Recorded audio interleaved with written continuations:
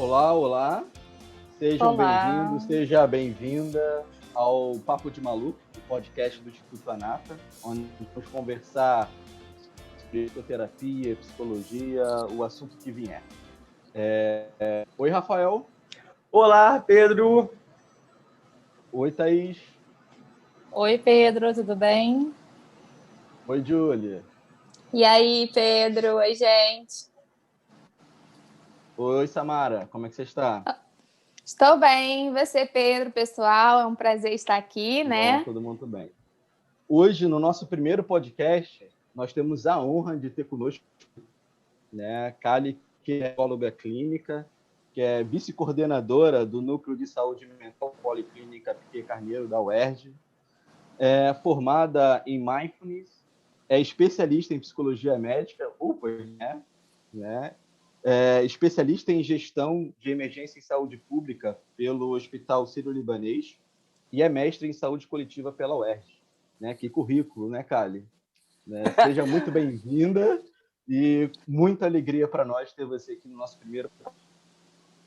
Oi, gente, tudo bom? Eu às vezes me assusto também quando eu escuto esse currículo. Eu falo, nossa, quem é essa pessoa? Aí eu descobri que eu gosto mesmo é de estudar. Os títulos nem são tão importantes, mas o conhecimento é muito legal. Então, é um prazer enorme estar aqui com vocês. O Instituto Anata é formado pelos meus queridos colegas, meu Dream Team, que passaram pela minha preceptoria, se tornaram meus amigos e indicações de sempre, colegas de trabalho queridos. Então, assim, é um prazer estar aqui com vocês hoje, uma honra inaugurar o podcast do Papo de Maluco. Sim, muito bom, né? A Kali foi, assim, uma pessoa muito importante, não só para mim, mas para todos nós. Né? Trabalhamos com ela na Policlínica Piquet Carneiro, que foi um lugar que aumentou demais a nossa visão sobre psicoterapia, e trabalhar no é uma experiência magnífica. Né? Samara, vamos começar por você? Sim, vamos lá. É importante a gente abordar, né, sobre saúde mental, porque a gente percebe que as pessoas, né, a maior parte das pessoas tende a se preocupar muito mais, né, com as questões que envolvem o corpo do que com a mente. E a gente sabe que o adoecimento psíquico vem crescendo cada vez mais. Então, a campanha do Janeiro Branco é uma proposta de conscientizar as pessoas sobre essa importância. Como que surgiu essa ideia? Boa pergunta, Samara. Assim, essa questão da carga de doença com relação às doenças, aos transtornos mentais, ela já vem sendo apontada pela Organização Mundial de Saúde há muitos anos. Ela é a segunda maior causa de perda de dias de trabalho. Né? Então, as questões do transtorno mental estão em segundo lugar, né, prejudicando a qualidade de vida e a capacidade das pessoas de trabalhar e de viver. Então, isso é, sim, um assunto muito importante. O Janeiro Branco, ele é uma campanha que foi inspirada no Outubro Rosa, né? Então, e a proposta é que a gente possa ter um mês onde a gente aborde isso. Ele foi criado em 2014 por psicólogos de Uberlândia, em Minas Gerais, e começou com uma ação muito local, né? E foi se expandindo para o país todo. Hoje ele realmente é conhecido no país todo. A ideia desses psicólogos era que a gente precisava ter um mês para falar sobre saúde mental, não só sobre prevenção ao suicídio, como é o Setembro Amarelo, mas para falar sobre a promoção de saúde e a importância da saúde mental. E escolheram janeiro, porque geralmente janeiro é aquele mês que a gente está começando o ano fazendo várias promessas e, né, vários planos de vou começar tudo novo, agora eu vou cuidar de mim, agora vai. E branco, para a gente poder pensar como se fosse uma página em branco. Né? Então, a ideia era, com esse simbolismo, eles começaram a fazer isso em 2014 e hoje, 2021, a gente já tem muitas e muitas ações. Inclusive com ações do próprio Ministério da Saúde. Né? Sim. Muito interessante isso, né? Porque se a gente pensa em questões que a gente possa prevenir, talvez a gente não chegue a precisar tratar sobre isso, né? Muito pertinente essa sua colocação. muito se discute sobre prevenção em saúde mental, né? E eu acho que isso é um assunto que a gente precisa discutir mesmo, né? Porque a saúde mental ela não está separada da saúde do corpo, né? Como você falou, muitas pessoas cuidam do corpo, da saúde do corpo mais do que da saúde mental, mas a gente precisa entender que isso não está separado, né? A saúde do corpo ela está junto com a saúde mental. A própria Organização Mundial de Saúde já fala, já tem uma frase maravilhosa que é: não há saúde sem saúde mental, né? Então isso já tem esse movimento há algum tempo.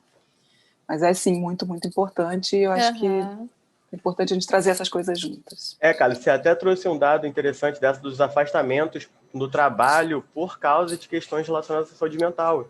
E isso é um dado super relevante para o mercado financeiro, para as empresas, para rendimento, para custos. É interessante perceber isso como uma questão de saúde pública mesmo, de trabalho, além da questão do bem-estar, mas uma coisa ligada à vida das pessoas mesmo. Exatamente. Isso é assustador, porque acima dos transtornos mentais, nessa questão da carga de doença, só tem as doenças cardiovasculares, né? Então, assim, é muito sério, é muito grave. Se a gente for olhar as causas de mortes em todos os continentes, a depressão maior está entre os 3 primeiros sempre, né? Então, entre cada continente tem a maior prevalência, mas as questões de saúde mental estão no meio do caminho sempre. Então, acho que isso é um assunto importante. E é muito difícil a gente ter campanhas de prevenção para muitas outras. E quando a gente fala de saúde mental, parece que não é possível fazer prevenção.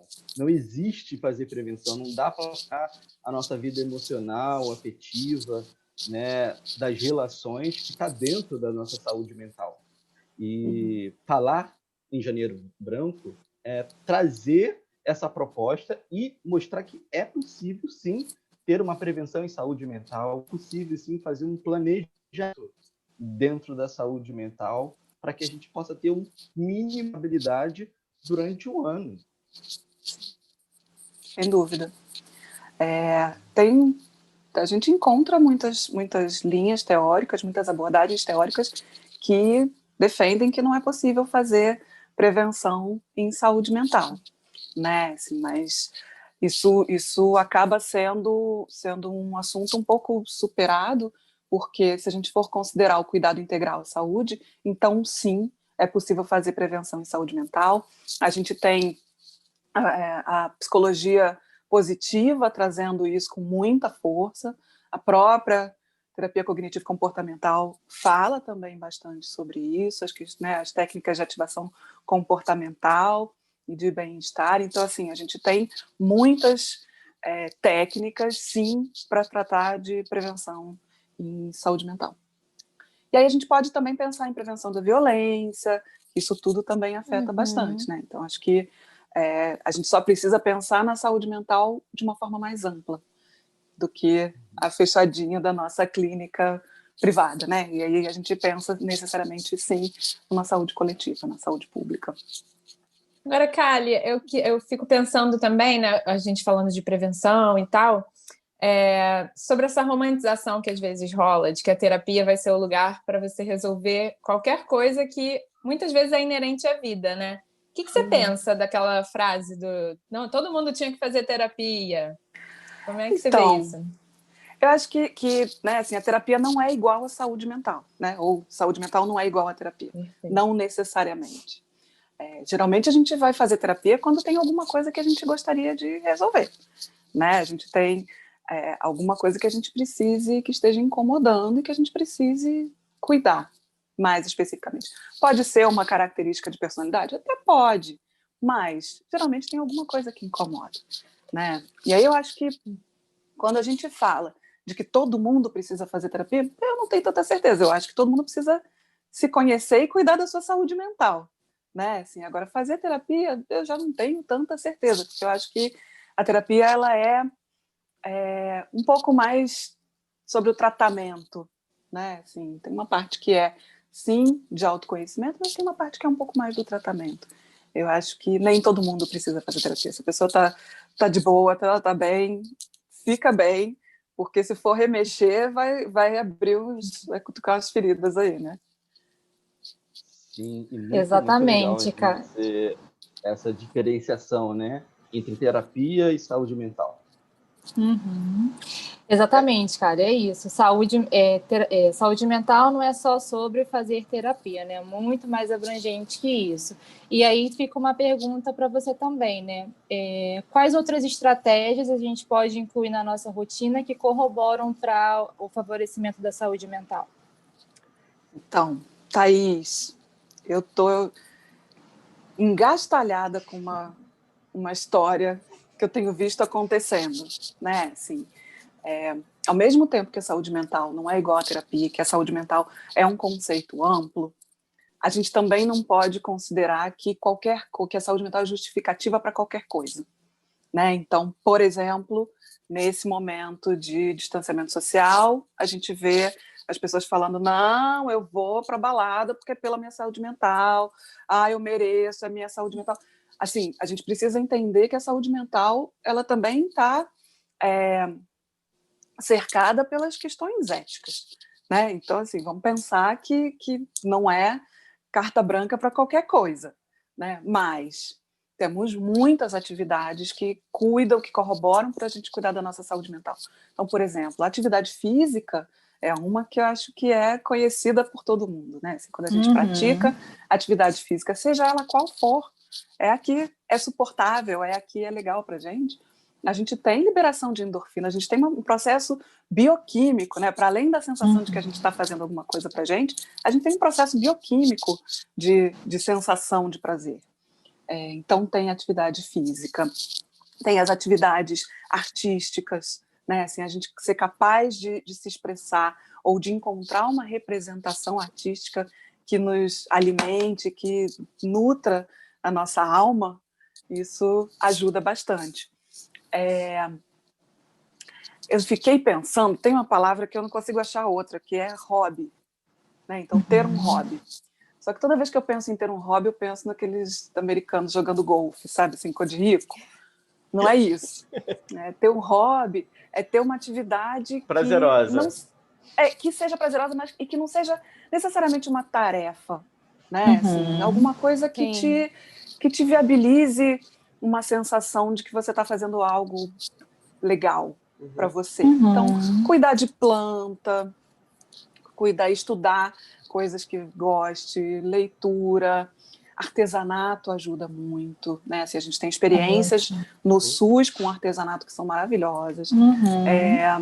Tem as práticas meditativas que tendem a ajudar muito a gente a sair daquele processo mental que deixa a gente preocupado e o tempo todo em loopings de pensamentos, né? Então, assim, tem estratégias meditativas que são boas e são bastante significativas, tem evidências.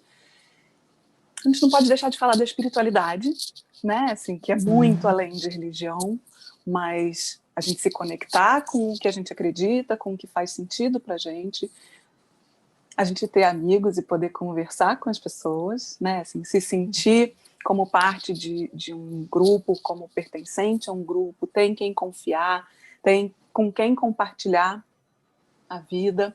Então, assim, nós temos muitas, muitas, muitas estratégias. Mas é isso. Saúde mental não é qualquer coisa, né? Exatamente. Também não é miscelânea. Principalmente diferenciar que essas atividades são atividades terapêuticas e não a terapia, porque várias pessoas falam assim, tal coisa é minha terapia, tal coisa é minha terapia. São atividades terapêuticas, não necessariamente a terapia propriamente dita como as pessoas imaginam que seria uma terapia, o que é uma terapia. E é muito interessante, elas se complementam, elas se apoiam. Terapia não tem como fazer sem atividades terapêuticas. Sim, tem umas pessoas que falam que minha terapia é a mesa de bar com os meus amigos, né? Assim, isso é bastante terapêutico, desde que em doses mais ou menos, porque o consumo de álcool excessivo também, né? Não é tão indicado assim, mas é terapêutico pra caramba, é super importante, mas não é terapia. A coisa é uma coisa, outra coisa é outra coisa. Né? Assim como o hobby também, né, gente? Eu fico pensando, às vezes, que a galera pega o hobby e aí quer fazer daquilo, começa a botar um monte de regra e um monte Transforma numa obrigação. Se ingessa, torna uma exatamente. obrigação. E aí vira uma coisa desprazerosa, daí falando com, não consigo fazer nada que eu gosto, porque tudo, né, é botar as coisas no seu lugar, né? O hobby é o hobby, então vamos fazer daquilo uma coisa um pouco mais afrouxada do que as coisas que são tão... as tarefas, os trabalhos que a gente já tem, né, na vida. Acho que é isso, transformar tudo em tarefa é muito sofrido. Deixa de ser prazeroso, né? Exatamente. Torna Mesmo mais que a um gente trabalho na goste, vida da mesmo que a pessoa. gente goste, parecer um hobby, quando torna-se um prazer, mas um trabalho. Diversas pessoas Exato. começaram a fazer tricô, crochê, e aí começaram a vender, e daqui a pouco tá cumprindo meta, daqui a pouco tá cumprindo valor, tem que produzir, e aí tá bom, qual virou o hobby da pessoa? Não tem mais hobby. O que era hobby acabou se tornando mais um trabalho. Um trabalho, exatamente. E essas atividades, Kali, que você trouxe como proposta, ficaram muito conhecidas agora com o isolamento, né? Muitos pacientes não conheciam a prática da meditação, não conheciam o yoga, atividades físicas que são super possíveis de fazer em casa. Então, houve essa divulgação dessas atividades como proposta mesmo. Eu acho que teve uma coisa que foi incrível, que foi esse acesso, né? Porque antes, muitas vezes a gente tinha essa ideia de que meditação, yoga era coisa de gente rica, com tempo. Né? Tem nada para fazer, vai fazer yoga. Tem nada para fazer, vai ficar lá meditando. Não, né? Essas coisas todas podem ser feitas também nas atividades práticas do dia a dia, não precisa de horas sobre isso, não precisa de um lugar ideal, de uma coisa ideal, é só a gente poder ter acesso. E eu acho que esse acesso foi muito, muito importante. Né? Então, se por um lado os encontros baseados, né, mediados por tecnologia, deixaram a gente vendo mais as pessoas em 2D ao invés de 3D, por outro, deram muito acesso para a gente, né? Assim, a gente pôde acessar um monte de coisa, conhecer um monte de coisa que a gente não conhecia. Inclusive, uma bem simples, que é a prática do cozinhar, né? Muitas pessoas passaram a cozinhar por conta desse isolamento social, com a falta de não poder ir a um restaurante comer uma comida diferente, então comprar o ingrediente, cozinhar junto com os filhos, com a família. Isso pode ser terapêutico fazer pão, também. Fazer bolo, a quantidade de gente que aprendeu a fazer bolo foi uma coisa. Fazer leite condensado. Não, leite condensado. Leite não. Vamos lá, cara. E quando você fala de que a gente tem uma noção, né, de muitas dessas atividades eram só para quem tem dinheiro, para quem tem, ou pessoa rica, e faz pensar que nós temos até um preconceito. Pensa que cuidar da saúde mental é só para quem tem dinheiro. Você acredita nisso? Você acredita que quem tem dinheiro tem uma facilidade maior para cuidar da sua saúde mental? Né? E como que a gente poderia trabalhar estratégias de pão para a saúde mental, para a população em geral? Né? Hoje, acho que ficou muito escado, né? Com a pandemia, como que toda a população, Sim. Né? Desde lá quem está morando na Zona Sul, que são uma classe média alta, e desde aqueles que estão na comunidade, passam pelo mesmo sofrimento. Pedro, essa sua pergunta é imensa, né? Assim, a gente poderia passar dias discutindo isso. Mas, assim, eu acho que a gente precisa dividir, vamos ver se eu consigo contemplar tudo que você perguntou. Então, assim, primeiro, sim, inegavelmente, quem tem mais dinheiro tem mais acesso, né? Porque, inclusive, tem mais dispositivos disponíveis. Mas, obviamente, não deveria ser assim, né? Então, para isso, uma das coisas que a gente faz com relação à estratégia de terapia, é tentar disponibilizar mais desses recursos no SUS. Tem muitos recursos que estão acontecendo no SUS, tanto recursos terapêuticos que acontecem nas clínicas da família, né, e nas policlínicas, vocês experimentaram isso, quanto lugares de tratamento, os CAPs e toda a rede de atenção psicossocial está muito envolvida com isso. Para isso depende sim de políticas públicas, depende da população reconhecer essa importância, reconhecer o seu valor e também cobrar dos seus governantes, né, assim, cobrar os seus direitos. Não acredito que o que é oferecido no SUS é de menor qualidade, pelo contrário, né, assim, acho que faz-se um trabalho muito, muito bonito no SUS em diversas formas, muitas vezes interdisciplinar, que eu acho que é ainda mais rico, né. Por outro lado, eu não acho necessariamente que o acesso das pessoas que têm dinheiro, né, o fato deles terem mais acesso, que faz com que eles tenham mais saúde mental. E aí eu acho que a gente fica, todo mundo sofre, né? Assim, e a gente precisa descobrir estratégias, tanto cada pessoa, né? Tanto as pessoas que moram nas comunidades, quanto as pessoas que moram numa cobertura no Leblon. Né? Muitas vezes a gente vê as pessoas que têm acesso, que têm dinheiro, com uma saúde mental tão sofrida quanto a de qualquer outra pessoa. Né? Assim, não temos nenhuma dúvida de que a vulnerabilidade social ela tem um agravante importante. Né? Então, assim, uma pessoa que mora numa comunidade em Antares, ela não tem acesso a dar uma volta na praia que é de graça. Ela provavelmente também não tem muito acesso à pracinha, né, que ela possa ir dar uma volta e ver verde. Né? Mas, então, tem essa desigualdade que eu acho que traz mais complicadores, né? Traz mais camadas nisso. Mas a impressão que eu tenho é que as pessoas sofrem e ponto. A gente precisa conseguir desenvolver estratégias que sirvam tanto para quem mora numa cobertura no Leblon, quanto para quem mora em Antares. Sim, muito interessante você fala que o SUS, pelo contrário, oferece um trabalho de boa qualidade. Não tenho dúvida, né? No início da pandemia, trabalhar no 60 e quantas ligações eu recebia da cobertura do Leblon da comunidade de São Luís. O sofrimento era o mesmo.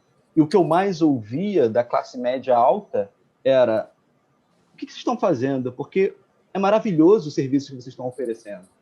Eu nunca pensei que eu conseguiria resolver alguma solução, né, pelo telefone e segundo pelo SUS, né? E as coisas funcionavam, eles eram encaminhados para o serviço próximo à sua casa, e até mesmo por telefone as questões eram ser resolvidas ali. E quem ofereceu todo esse serviço foi o SUS, né? E para toda a população, desde os mais ricos aos mais pobres. Isso é muito incrível, né?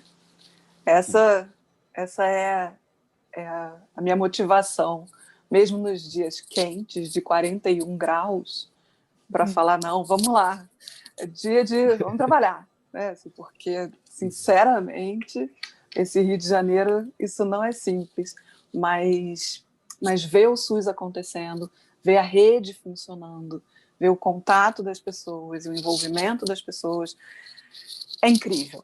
Né? Assim, é realmente incrível. Eu sou uma grande entusiasta, é verdade.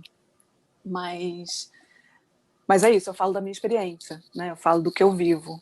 Então, realmente é algo que eu acho encantador. E é simples, né? Ao mesmo tempo Sim. que algumas coisas são super complexas, também são muito simples. Muitas vezes, quando a gente transforma a experiência no mais simples, no agora, no estar presente, é onde a gente consegue encontrar um pouco mais de recurso para cuidar da saúde mental. Porque se a gente fica preso nos nossos pensamentos e nas nossas preocupações, aí a gente pode estar em bora, que não vai adiantar, né? Assim, porque a nossa cabeça está em outro lugar. Então a gente precisa também conseguir arrumar estratégias para estar com a mente onde está o nosso corpo. Tirar esses obstáculos, né, que muitas vezes somos nós que colocamos ali. Exatamente. Kali, até sobre o que a gente estava falando, principalmente disso do sistema de saúde público, enfim, da classe da Zona Sul, como você tem percebido uma mudança quanto ao estigma, quanto ao preconceito com a terapia, com a medicação? Eu vi na policlínica pessoas mais velhas procurando terapia, eu tenho visto no consultório pessoas mais velhas procurando terapia, não importa de classe social, não importa condição financeira, as pessoas... Você tem percebido essa diferença em relação à terapia e até a medicação? Não quero tomar medicação, aceito. Você tem notado isso? É engraçado, né, assim, porque teve uma época que ir no psicólogo, principalmente no psiquiatra, era coisa de maluco, né? Então, assim, não posso dizer que eu vou no psiquiatra porque, né, vão achar que eu sou doido. Ainda tem, né? Assim, E, Kali, mas... Oi. É daí que surge o nome, né? Papo de Maluco. Né? Sim, justamente claro. para a gente tentar explicar essa questão, né? De cuidar da saúde mental, falar de terapia de maluco. Será? Sim, Que é ser pois maluco? é super importante, né? Assim, por outro lado, tem alguns momentos que isso parece que vira um status, né? Então, a gente tem os pacientes que falam, não, eu vou na minha psicóloga. Ou porque o meu psiquiatra falou isso, isso e isso. Né? Então, eu acho que isso é um desafio de desconstruir esse lugar do sofrimento psíquico e do transtorno mental. Eu acho que é um desafio constante. Acho que o transtorno mental, né, alguns quadros, eles ainda têm muito estigma, né, e outros nem tanto. Então, os quadros alucinatórios, os quadros deliroides, eles têm muito ainda o estigma do maluco clássico. Um peso muito grande. Tem um preconceito, né? Então, fulano fala sozinho, é maluco, está imaginando coisa, ou a percepção que a pessoa tem em alguns quadros onde ela fica se sentindo meio perseguida, é maluca, tá imaginando coisa. Então, assim, tem um tom muitas vezes pejorativo, né? Mas acho que isso está mudando, sim. E eu acho que muda principalmente a partir do momento que a gente oferece mais esses espaços, né? Então, quanto mais as pessoas puderem ter acesso e cuidar de si, mais isso vai ficando desmistificado. Em relação à medicação, de novo, também é uma coisa ambivalente, porque tem pessoas que são completamente apaixonadas pelos seus Rivotris, diazepams, etc., né? E nós entendemos, porque a pessoa que tem crise de ansiedade ou insônia durante muito tempo e consegue um remédio que ajude a passar, gente, amor eterno, né? Preciso disso para o resto da minha vida. Não necessariamente, né? Isso é uma coisa, tem indicação para essas medicações, que é um momento de crise. Depois a gente vai trabalhando de outra forma. Então tem um medo muito grande, às vezes, de criar dependência, e acho que nesse sentido é super importante a gente fazer a psicoeducação, a educação em saúde e conseguir construir uma outra ideia com essa pessoa. Por outro lado, tem um preconceito também com as pessoas com remédio em geral, né? Tem gente que não gosta de tomar remédio nenhum. Fala, não tomo, não quero. Ok, então vamos, mas a gente precisa entender que remédio tem indicação. Aliás, psicoterapia e técnicas psicoterapêuticas também têm indicação, né? Eu acho que isso é um negócio super importante de saber, porque mais importante do que saber qual é a linha que o nosso terapeuta segue é a gente saber se ele tem recurso para avaliar e oferecer para a gente o que a gente precisa naquele momento, né? Então, assim, eu acho que esse preconceito está diminuindo, acho que aos poucos as pessoas vão conhecendo mais, e acho que é importante a gente falar muito, muito, muito para que as pessoas tenham outras experiências, né? Assim, não só, isso não é para mim. Não sei, talvez aquela técnica, talvez aquele momento fosse um outro momento, né? Então, assim, mas acho que tá mudando sim, Rafael. É justamente isso, entender o quanto se encaixa, o quanto não se encaixa. É isso, tem gente que tem medo de tomar o atenolol e não vai tomar. Enfim, tem gente que se apaixona pelo Rivotril. Eu tenho percebido muito isso, principalmente até o público mais velho que tinha mais terapia com os malucos, às vezes já aparece um com neto para procurar terapia, porque eu percebo que talvez eu precise de ajuda. E é como você falou, a indicação. Nem todo mundo vai procurar um cardiologista porque vou procurar um cardiologista porque eu vou procurar. Não, é isso. Tô sentindo uma coisa, tô percebendo uma coisa. Faz sentido? Acho que sim, né? Se eu tiver com dor na coluna, eu não vou procurar um cardiologista, né? Exatamente. Pelo menos não é o que se espera, né? A não ser que o cardiologista seja o meu médico de confiança da e vida. Ele vá cuidar, exatamente, né? Assim, mas de maneira geral, quando a gente pensa em especialidade, né? É isso. Mas concordo plenamente. Acho que tem mudanças, mas tem muitas ambivalências ainda, né? As pessoas querem, mas não querem. Gostam, mas não sei. Tem medo. Se apaixona, não quer largar. Vou ter que falar da minha vida inteira, não sei por onde começar. Né? Acho que vale a pena experimentar de vez em quando. Kali, a gente gostaria muito de agradecer a sua presença. Obrigada, Kali. Obrigada. Passa tudo muito, muito rápido, né? Bom, né? Espero que você tenha gostado maravilhoso também e que você possa voltar com outros temas. Né? Isso. Vai ser sempre muito, muito bem-vinda, né, no nosso podcast. Né? Como você já é no nosso coração também. Foi uma honra, Kali, ter você no nosso primeiro episódio. Foi ótimo. Foi muito enriquecedor, muitos aprendizados. Como todos tivemos na Policlínica também. Exatamente. Quero dizer que eu aprendo muito com vocês também, sempre, o tempo todo. Acho que isso é o que é mais legal dos encontros, né? Ele é via de mão dupla. Então, os afetos são via de mão dupla, os encontros, os conhecimentos também são via de mão dupla. Um prazer imenso estar aqui com vocês. Quero voltar muitas outras vezes, quero ouvir vocês falando muitas outras vezes. E quero dizer que vocês estão fazendo um trabalho lindo. Tenho muito, muito, muito, muito, muito orgulho de ter participado de uma partezinha da caminhada de vocês. Quero participar para sempre. Obrigado, cara. Muito bom ouvir tudo isso. Beijo, gente. Beijo. Então, você que gostou do nosso podcast, compartilhe, siga, né? Siga o nosso Instagram, @Instituto Anata, com 2 T's, né? Nos segue nas redes sociais, né? E vamos caminhando. A rede social, para quem quiser ir com você, fazer mais perguntas, saber onde você atende. Eu sou ruim a beça de rede social. E-mail conta. E-mail também. É verdade. No Instagram, Kali.alves. Acho que fica mais fácil. KALI.alves. Fica mais fácil, eu acho. Rafael, qual é o seu Instagram? Quem quiser também pode me seguir lá, Rafael Amaral Psi. Thaís? O meu é Thaís Marques Psi. Samara? O meu é Psi Samara de Souza. Né? Julie? O meu é Julie Smith Psi. Mas acho melhor a gente deixar linkado também.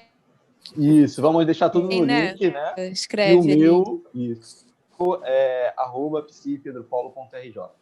Né? Um beijo para todos e vamos ver em breve.